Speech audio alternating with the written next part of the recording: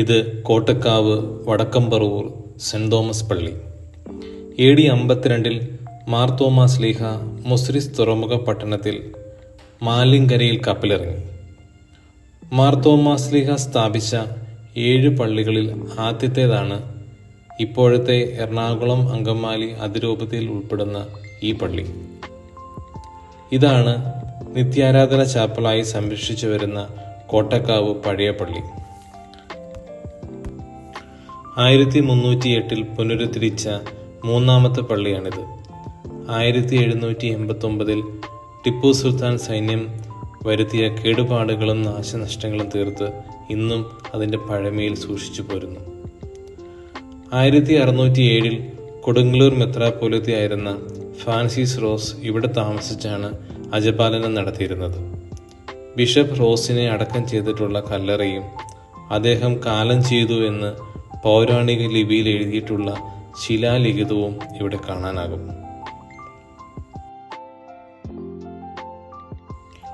മാർ തോമാ ശ്ലീഹ കരിങ്കലിൽ കൊത്തിയ കുരിശ് കോട്ടക്കാവിൽ സ്ഥാപിച്ചു എന്നാണ് പാരമ്പര്യം.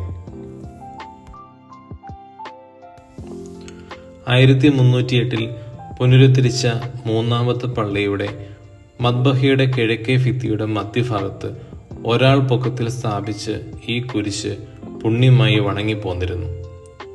1789 ടിപ്പുവും പടയാളികളും ഈ പ്രദേശം ആക്രമിക്കാൻ വരുന്നെന്ന് അറിഞ്ഞപ്പോൾ തന്നെ ഈ കുരിശെടുത്ത് സുരക്ഷിതമായി കുഴിച്ചിട്ടു. പിന്നീട് വീണ്ടെടുത്ത് ഇപ്പോൾ ഈ പഴയ പള്ളിയുടെ മദ്ബഹയിൽ സ്ഥാപിച്ചിരിക്കുന്നു. ചരിത്ര സ്മരണകൾ ഉണർത്തുന്ന സ്ഥലമാണ് തോമാ ശ്ലീഹ മാമോദീസ നൽകിയതായി പറയുന്ന ഈ കുളം. തോമാ ശ്ലീഹ മാമോദീസ മുക്കുന്നത് ശില്പചാരുതയോടെ ഇവിടെ കാണാനാകും.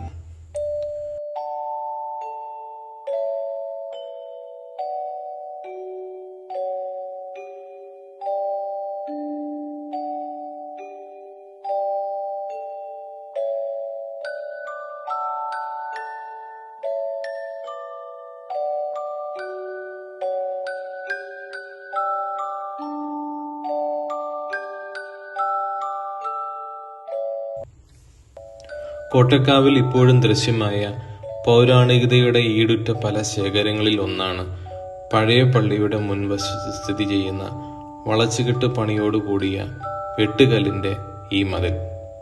ഇത് തോമാ ശ്ലീഹായുടെ കാലത്ത് തന്നെയുള്ള കോട്ടമതിലിൻ്റെ ഭാഗം തന്നെയാണെന്നാണ് നിഗമനം.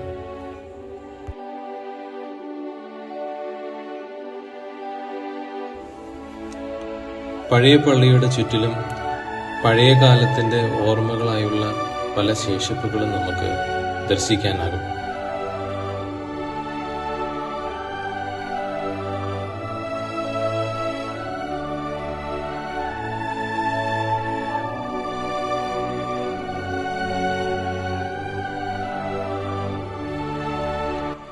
തോമാ ശ്ലീഹായുടെ സുവിശേഷ പ്രവർത്തനത്തിന്റെ ഫലമായി ഏകദേശം 1770 പേരാണ് ഇവിടെ ക്രിസ്ത്യാനികളായത്.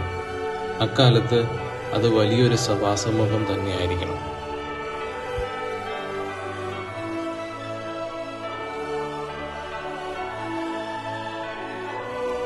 ഇതിവിടുത്തെ പുതിയ പള്ളിയിൽ നിന്ന് തോമാ ശ്ലീഹ സ്ഥാപിച്ച പഴയ പള്ളിയിലേക്കുള്ള കവാടമാണ്.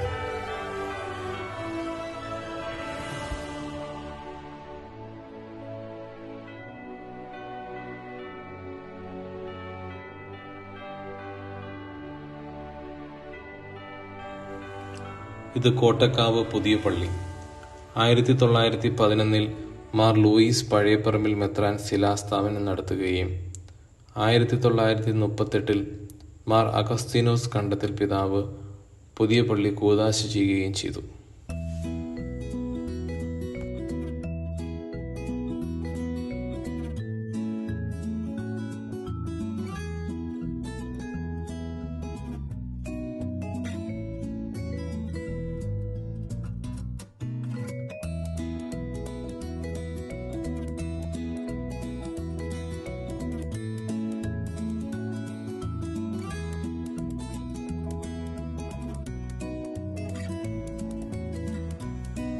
തീർത്ഥാടന കേന്ദ്രത്തിലെ പ്രധാന സ്ഥലങ്ങളെ പരിചയപ്പെടുത്തുന്ന ഒരു ചാർട്ട് നമുക്കിവിടെ കാണാനാകും.